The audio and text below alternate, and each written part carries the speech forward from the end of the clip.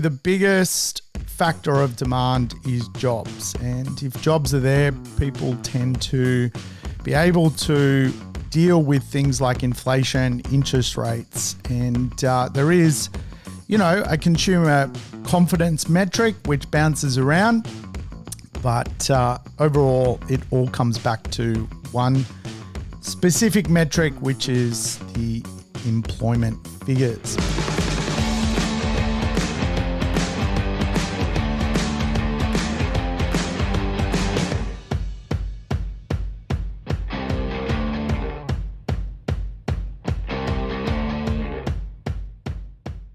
Welcome to the Urban Property Investor. I'm your host, Sam Saggers, here to help you crack the code of real estate wealth. Today's show, a code cracker. Yes, folks, we're going to dig into investment. We're going to understand how demand works so we can become happy little property investors. Does that sound riveting? I hope so, because certainly real estate is one of those vehicles that can change your life. If you're patient, if you show gratitude, you will get a dividend from the asset class. Of course, becoming wealthy out of real estate requires some self-leadership. It requires also the right support network to get you to the other side, which is holding real estate for a long time. But along the way, demand plays a part. And I wanted to pull demand away from supply and have a bit of a chat around it, though the two go hand in hand. So that's today's show. I hope it sounds riveting. Welcome back, regulars. Appreciate your ear balls. I feel blessed to have you in my world. So thank you for choosing me to be part of your real estate journey. And of course, newbies, well, we have one rule here. That is play the show in double speed, get your life back. And of course, all the episodes I've done are actually lessons on real estate. So feel free to go back in time and explore past episodes to get your fix of property investment. So let's start by understanding demand and having a bit of a lengthy conversation on how demand works. Now, obviously, property investment is a game of capital growth. It's a game of rental growth. It's a game of paying for leverage, mortgage costs, rates, insurances, property management. All of that has to be taken care of, very much granted. But along the way, pretty well, most property investors I speak to want two things to happen. They want the rents to grow. They want their property investment to also grow in value. So for that to happen, we need the concept of demand to work for us. So we need to break down demand, because demand comes from the economy, it comes from theoretical laws of demand, it comes from demographics. It also comes from market demand and how buyers ultimately think. So I think it's a good, worthy conversation to understand some demand metrics, because quite often when we talk about real estate, we talk about it as a concept rather than a physical structure that pertains to what people actually need in their world. So, someone's got to pay more for the real estate than you do when you become a property investor. Now, let's say you've paid $700,000 for a property. How does someone come along and pay $1.2 million or $1.4 million for that asset? We're going to need an asset which provides demand along that journey.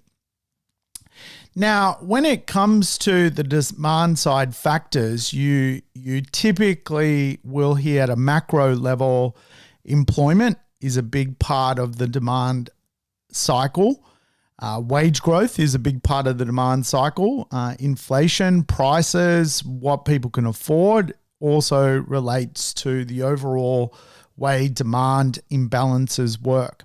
Interest rates and consumer confidence, all of these factors influence the demand side of real estate. Probably the single most important factor that does influence the demand side equation at a macroeconomic level is employment. And we're kind of blessed here in Australia to have a very low unemployment rate. And because of the nature of what Australia produces, mining, agriculture, tourism, construction, we kind of need more humans to do those type of roles. And as such, we tend to carry with it a fairly good unemployment rate. When unemployment rises and becomes high and the economy shreds jobs, it does affect the demand side of real estate. When you go to work and someone's not there, and that happens a few times in a row, you start to go, well, demand-wise, I better knuckle down. But we're certainly a long way from that with the unemployment figures the way they are, though the Reserve Bank of Australia has a target by the end of the year for the unemployment rate to rise by 4 to 4.3%, which is ridiculously low. Like when I left school in the 90s, man, it was like youth unemployment was like 30%. The overall unemployment rate was 11%. So we're nowhere near those kind of figures. But really, probably the biggest factor of demand is jobs. And if jobs are there, people tend to be able to deal with things like inflation, interest rates. And there is, a consumer confidence metric which bounces around. But overall, it all comes back to one specific metric, which is the employment figures. Now, obviously, the demand curve at a macro level, when it comes to real estate investment, pertains to certain types of elements. You've got economic conditions, you've got population growth. Are you competing with more people? Is the country growing at a macro level? Obviously, you've got localized demand through location. You've got demographic demand through the different generations, household structure, household size, what elderly people are going to do, what young people are going to do. And of course, at a macro level, again, interest rates, if they climb too high, obviously that influences leverage, and real estate, after all, is a game of leverage. So there is demand factors that play a part, as well as things like government policy, supply of properties, and any sort of global shocks that may come into the consideration of a buyer. Supply of properties obviously needs to be disconnected from demand, because you can have an oversupplied market but still high levels of demand. You can have an undersupplied market and low levels of demand. So it's not as linear as the two working together, but obviously they do play a part. And of course, government policies relating to housing, taxation, and incentives can either slow demand or actually even induce demand when it comes to the macroeconomic policies of the world. Now, there are some laws when it comes to the demand. Demand has some theories by smart theoretical economists. They've come up with many different types of laws when it comes to how demand actually works, the study of demand itself. And of course, demand really is the social choice of individuals. It's really a game of what do people want. And of course, demand theory states that the price of a good or service increases when the quantity demanded decreases. So effectively, it's the most fundamental theory of demand, that prices of goods and services increase when the quantity produced decreases. So you've got that relationship, right? And right now, if we were to analyze the property market, there's a lot of decrease in the quantity of real estate being produced. And we're probably at a nexus point where the overall marketplace will see that there's not a lot of product coming through the system. And if rates were to drop, you will probably have a fundamental shortage of properties and, of course, more demand than there is supply. So the players in the metric of demand is supply, is equilibrium, the point where there is an imbalance between supply and demand. Obviously, market forces which change supply and demand, and of course, the mechanics of a free market, what people want. So I'm always a believer that if we're going to become a property investor, you should do it over the long term. There are some short-term demand drivers and there are long-term demand drivers. The long-term demand drivers, in my viewpoint, very much the population growth of Australia. It's very much a long-term demand driver. We are going to bring more people to this country, and it really does allow for future demand to unfold for current property investors. It's almost a given that there's going to be someone out there tomorrow who would buy a property off you if you get into the game. Why? Because Australia is always bringing more people into its economy. So we're not a declining population base, we're a growing population base. And of course, infrastructure is another long-term metric. If people are coming, they're going to need infrastructure, and generally infrastructure and the growth of more housing leads to higher prices. And of course, the overall economy and employment plays a long-term part. Where are the jobs? Where are there going to be a level of certainty around long-term demand? Hence why I think it's very, very important to stick to the top 10, 15 cities when it comes to investing in Australia, because there's local jobs as well as connected jobs through the digital economy. Now, your momentum drivers are more short-term when it comes to demand. Demographic shifts that happen in society.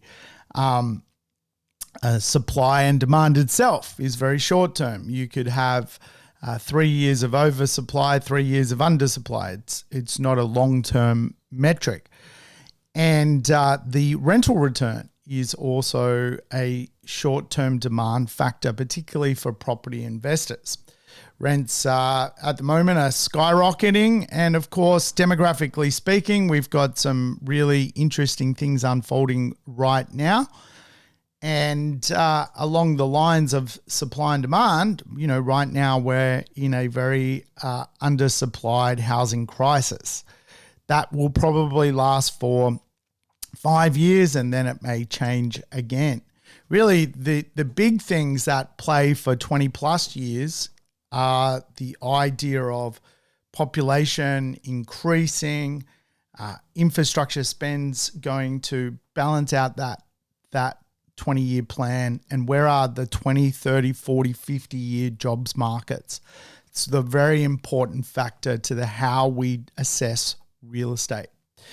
Obviously, when it comes to the laws of demand, there is a demand based off the income effect. The income effect obviously suggests that prices of goods will be affected by the ability to earn money. And it very much unfolds that way. And I often use the income effect to explain volatile real estate marketplaces. So I was speaking to a lady just the other day. She invested heavily in Moorumba up in Queensland back in 2010, 11. And she had to declare herself bankrupt from that experience of investing in that marketplace. Today, she's gone through that bankruptcy cycle. But really, the problem there was really the income effect. Soon as spatially that market changed, and workers that came from the mining sector stopped paying big rents and their income was quarantined to go elsewhere, that marketplace dropped in value by about 80% because there was no incomes to support the house price marketplace. So a good will decrease if a purchaser's buying power decreases. And so what you technically will see in volatile marketplaces is basically house prices drop if people's wages disappear or an industry shuts. So we don't want that. That would be very, very bad for our retirement strategy. We want the income effect to grow, growing wages. Really, we have to look at where the jobs are to make sure we're going to get that mirrored income effect that follows us to retirement. Of course, higher prices can lead to higher prices. And one way to analyze the real estate marketplace is very much that as prices tend to rise, there is quite often for property investors this disillusioned effect that, prices have risen, so I need to now go and find a cheaper property. Doesn't technically work like that. There is a demand theory by Veblen's goods, if you like, which basically says as things become more expensive, actually there is a higher level of demand for certain types of properties. And particularly when you go into a wealth enclave, when it comes to property investors, if you can get your money into a wealth enclave, you tend to see that there is actually someone else willing to pay more for that real estate. Why does a $1.5 million property become a $2.5 million property? Why does a $2.5 million property become a $5 million property? And really, it's the idea that there's a level of scarcity in real estate, but from a demand point of view, there are only so many great places to own real estate in Australia. And of course, if consumers perceive that product to be desirable, there is no shortage of demand for that particular product. It's really often referred to as Rolex theory. Why do people continuously pay more for Rolexes, even secondhand Rolexes? It's just perceived to be a very desirable product. The same concept in real estate. Higher prices can lead to higher prices. And that's why I'm never shy to invest in some of the high lifestyle, very well-to-do marketplaces, because I know that the theory of higher prices actually leads to higher prices. And again, the consensus of real estate is built into the price, but that doesn't mean a high price piece of real estate will become a low price piece of real estate. Demand doesn't work like that. Demand actually often doesn't even see low price real estate because it's not looking for it. And so the trick, if you like, is to find an affordable property, which will then go on to become a higher price, but then get an even higher price because the marketplace doesn't know that it's a cheap property. I.e., a great property today is on realestate.com for $750,000, but the prestige market or the prestige buyer, if you like, doesn't even know to shop it in the $750,000. It's not until that property becomes 1.5 that they become interested in it. Then they see it as more desirable. Then that 750 property, which is now 1.5, becomes 2.5 million. The idea of demand often works in different ways than we often perceive it. Obviously, there is a level of demand which quite often reacts to what I call market lemon theory. The idea that really demand or the consumer doesn't really know the difference between a high quality good and a low quality good. And what happens is as prices rise, consumers, not understanding really the difference between a high quality good and a low quality good, rush in and buy a low quality good just because prices start to rise. And again, I'm a big advocate on really understanding the idea of what a quality good actually is. Hence why I've always taught the flight to quality theory, that as prices rise, getting a high quality good actually is very, very difficult.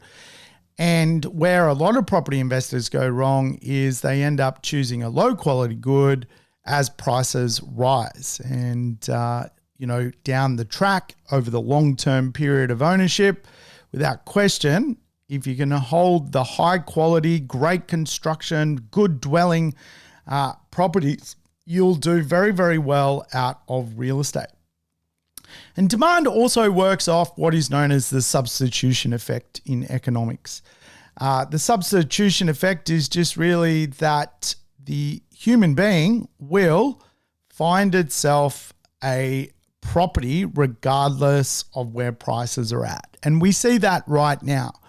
Arguably prices are up there when it comes to Australian real estate in certain areas.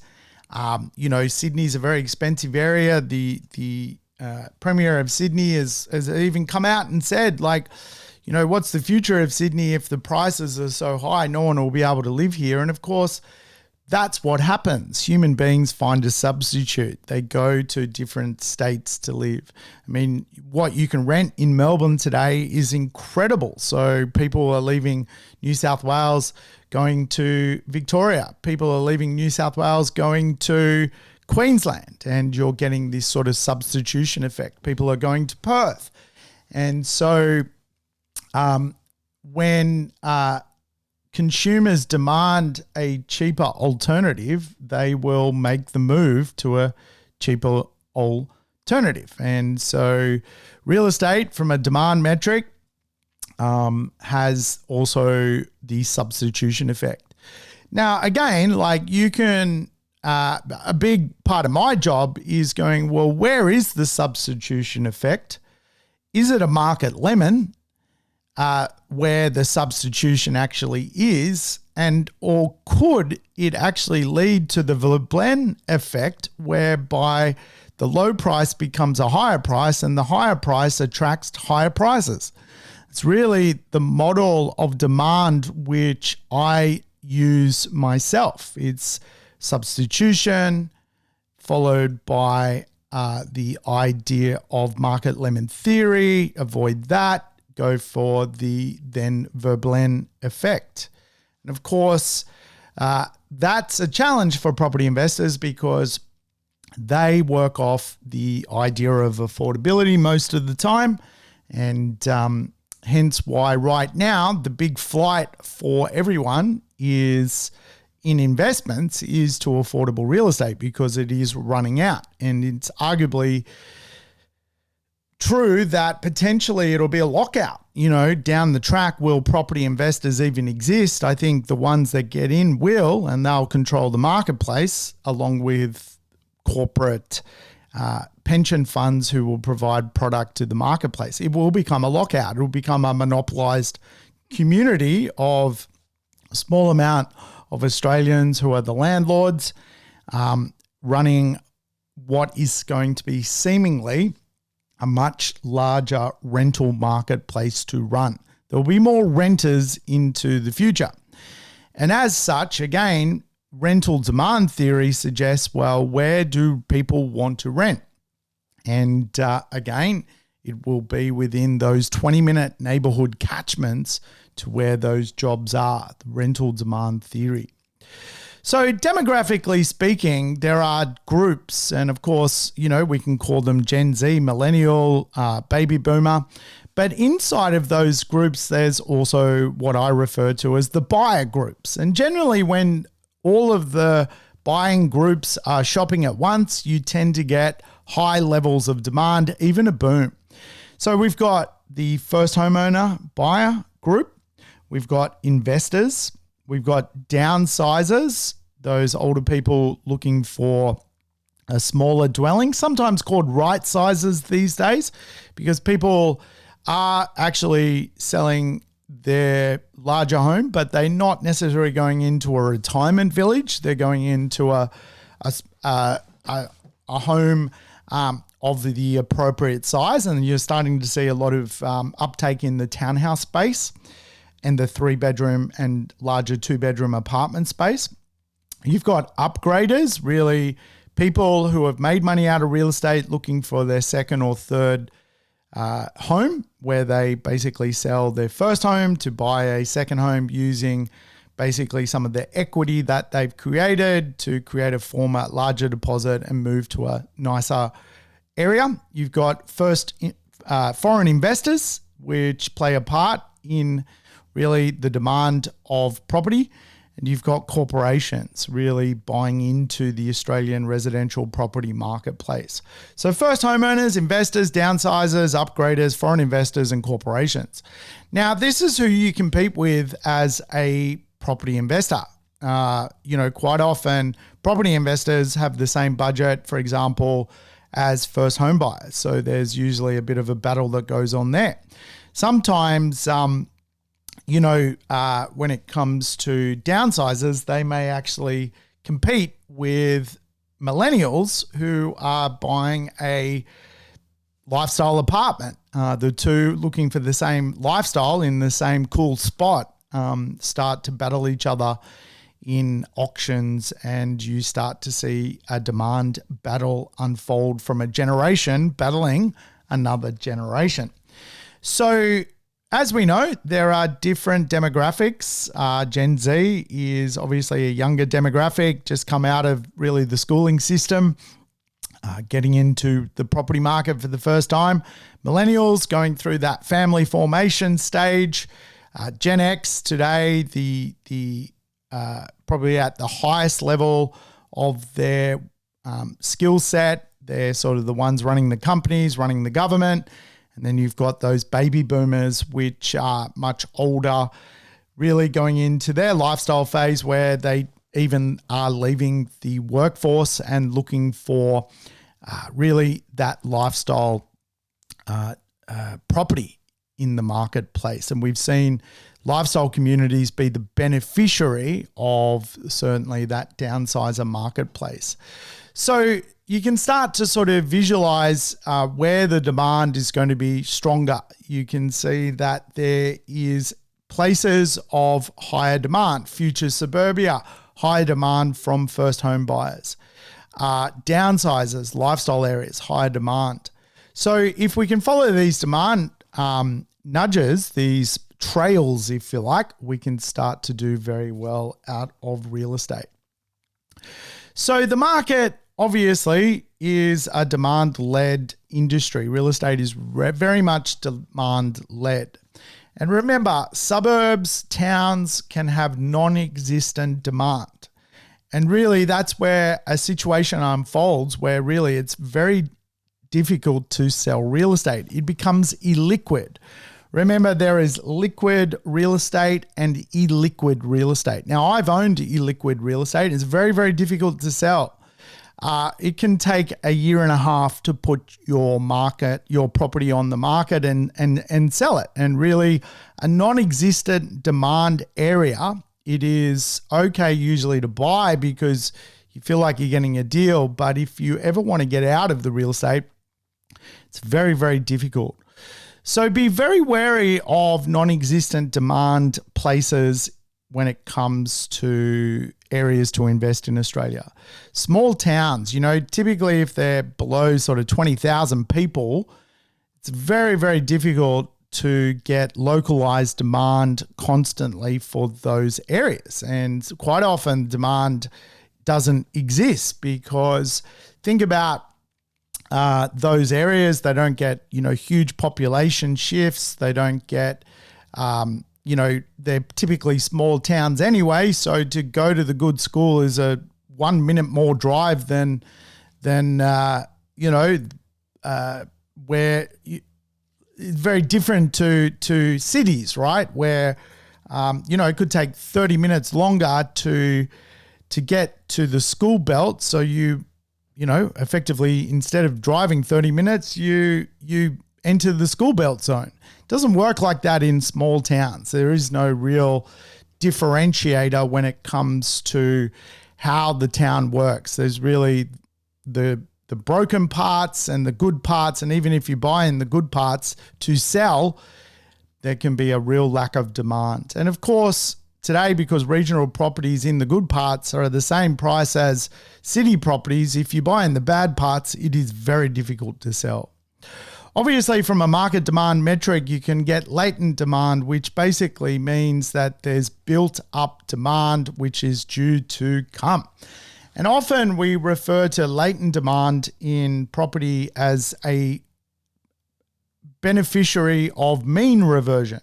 The idea that people have stayed out of the marketplace, out of a certain property type for a long period of time, but now they're going to return to it and drive those property prices up.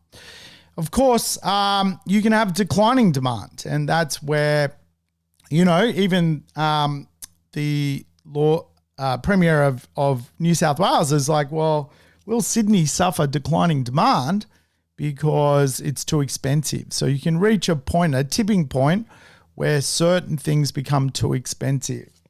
And certainly the beneficiary of Sydney is the Central Coast, is Newcastle, because of the idea of certain declining demand factors. And I would say a lot of that declining demand can quite often be illustrated in some of the less impressive areas of Sydney, whereas the more impressive areas of Sydney, you tend to get higher prices, which lead to higher prices.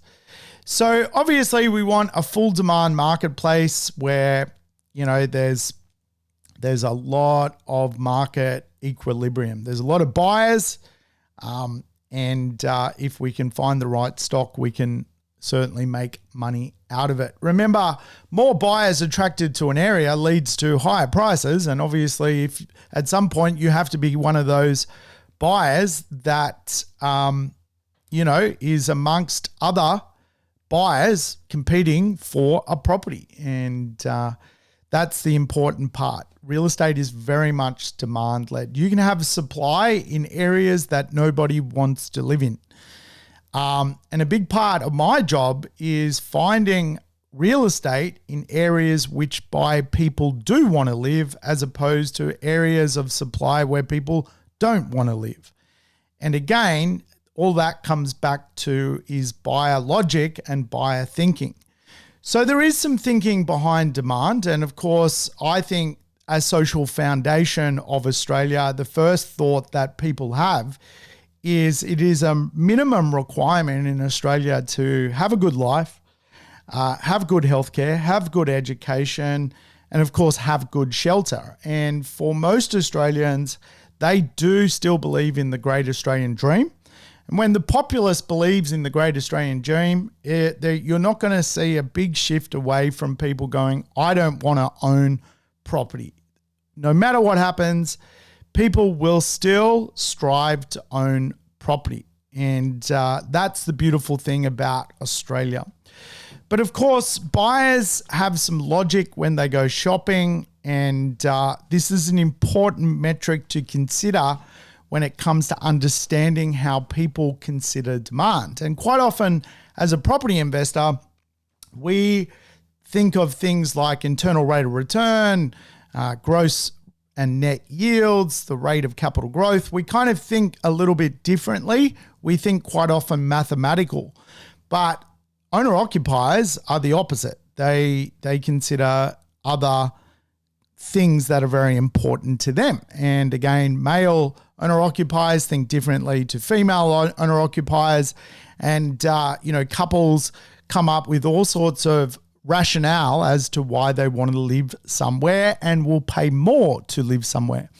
The important part for us as a property investor is to collaborate with that thought that ultimately owner-occupiers drive the marketplace. Where do they want to live? What do they want? And why will they pay more for real estate? And I think really a couple of things which really do drive demand is things like social proof. If a marketplace is proven socially, it's going to attract people who are owner-occupiers, and off the back of that, there will be future growth. Buyers think about really something that is quite distinct, a property which stands out from the crowd. That's why you often see at auctions, you could have two auctions in the same suburb and everyone's at one property and no one's at the other property. And you often see that there is a differentiator to the first property as opposed to the second property. Hence why in my Forex growth plan, I always teach that it's very important to have real estate differentiators.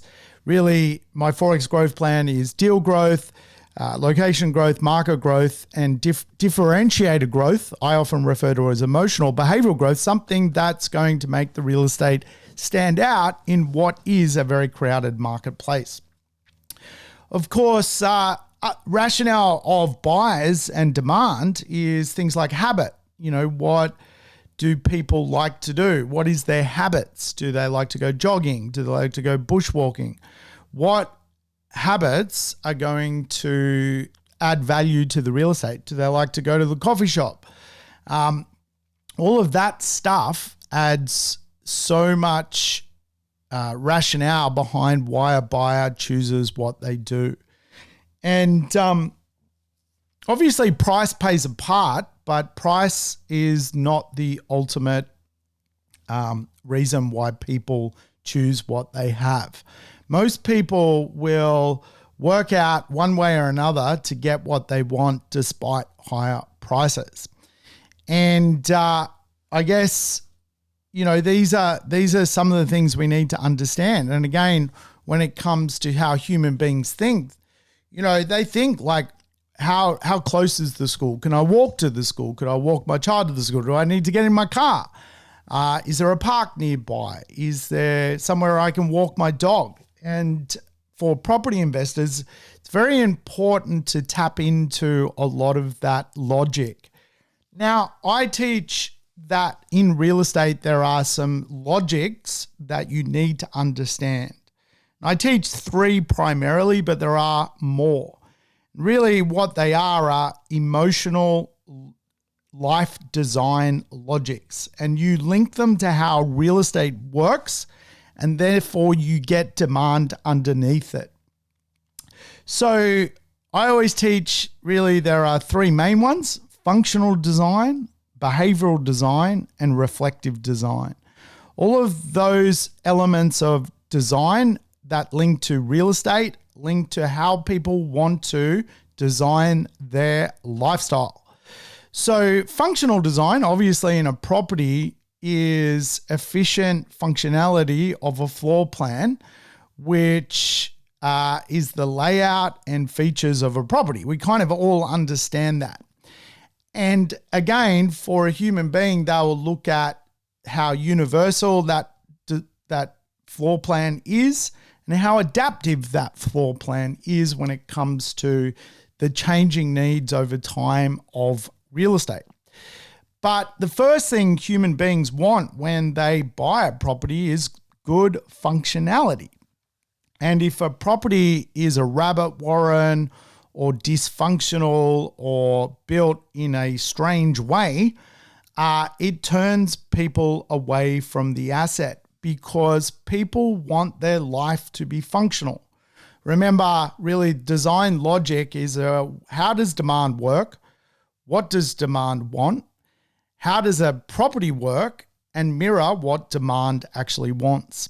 The second real design logic I often teach is behavioral design logic, which is really good real estate creates behaviors in people's world that allows people to just simply have a better life. Now, it might involve, for example, social interactions. The real estate allows for more social interactions.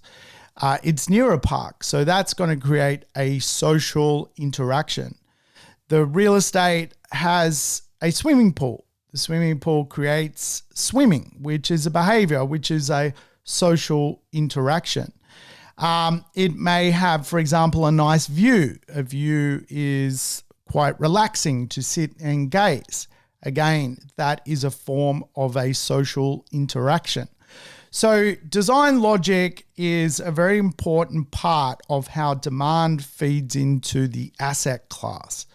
And really, the other design logic I often work with for my property investors is reflective design logic, which is just really, does the real estate create a better image of for the human being? Do they feel proud to own the real estate? House proud, property proud to own the real estate. No one wants to be that property investor that owns real estate in an unloved street or an unloved dwelling or an unloved building. Everyone wants to be a property investor whose neighbors care about the public realm, that care about the street, that care about the neighborhood, that care about the building. Reflective design is very, very important. And again, it may start with distinguished kind of architectural elements in the asset or good high-end inclusions or artistic features when it comes to the actual asset, but it will end in a sense of home ownership, in a sense of belonging, in a sense of I care about this. Now, you guys know I live near all the gospodars of the world, all the hearth and homers. And again, like hearth and homers are just those people that constantly, every day, look after their house. They're proud of the energy of the home. Now, I can't stand them. They're everywhere in my neighborhood. There's one water blasting right now outside the window, cleaning his driveway. I don't know why you clean your driveway, but for that human being, he's so proud of his home as to why he wants to gurney his driveway to make it look cleaner, because he's proud of the reflective energy. The home brings reflection, a reflection of esteem, a reflection of being proud. And again, to find real estate that is functional, behavioral, reflective, it's a very, very important part of the puzzle. And of course, there are others which today play a part. Sustainable design logic, how thermally efficient the real estate is. A lot of property investors today are looking for that extra energy rating on their investments to make sure they connect to the future world so they avoid retrofitting costs later on.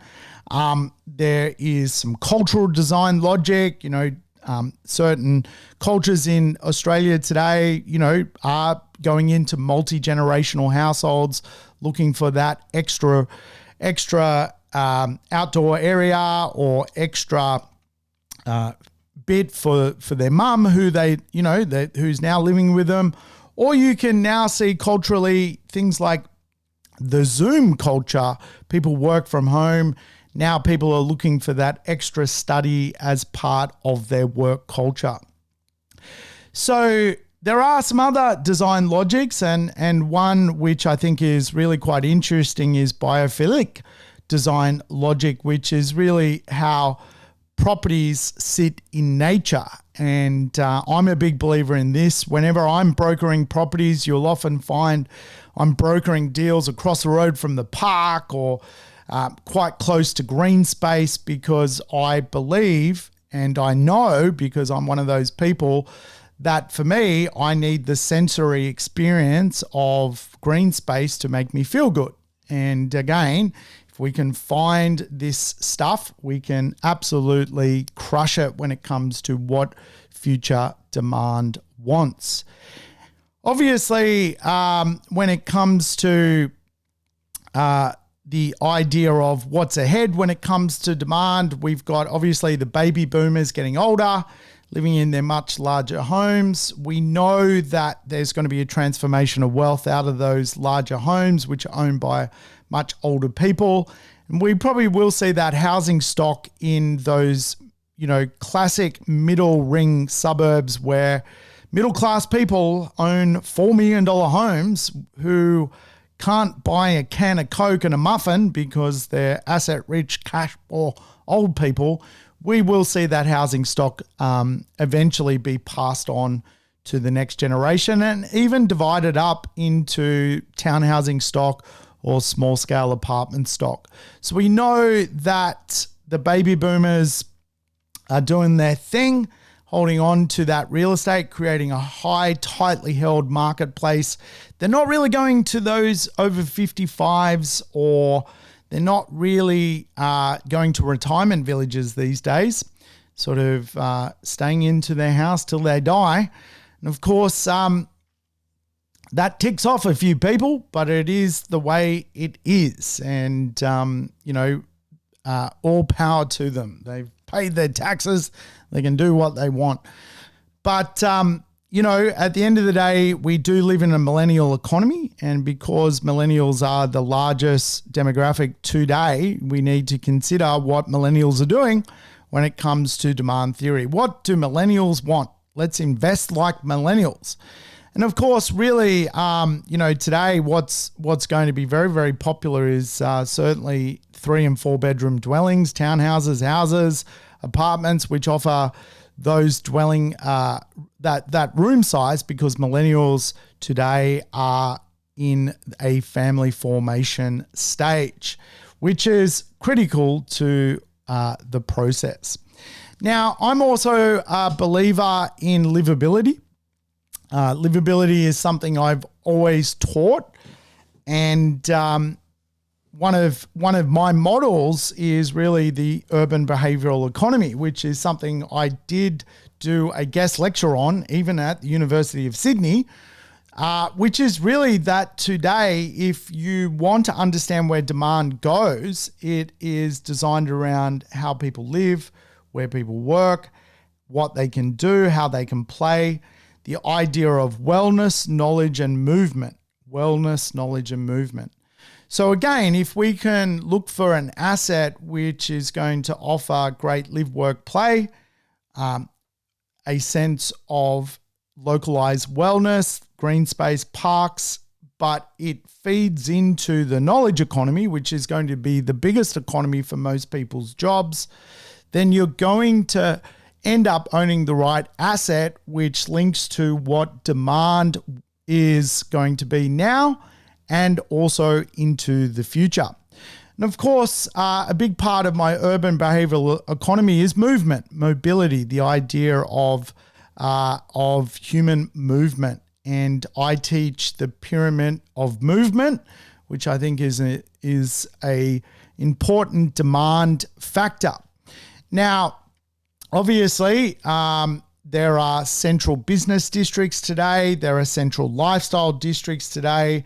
There are thriving local neighborhoods.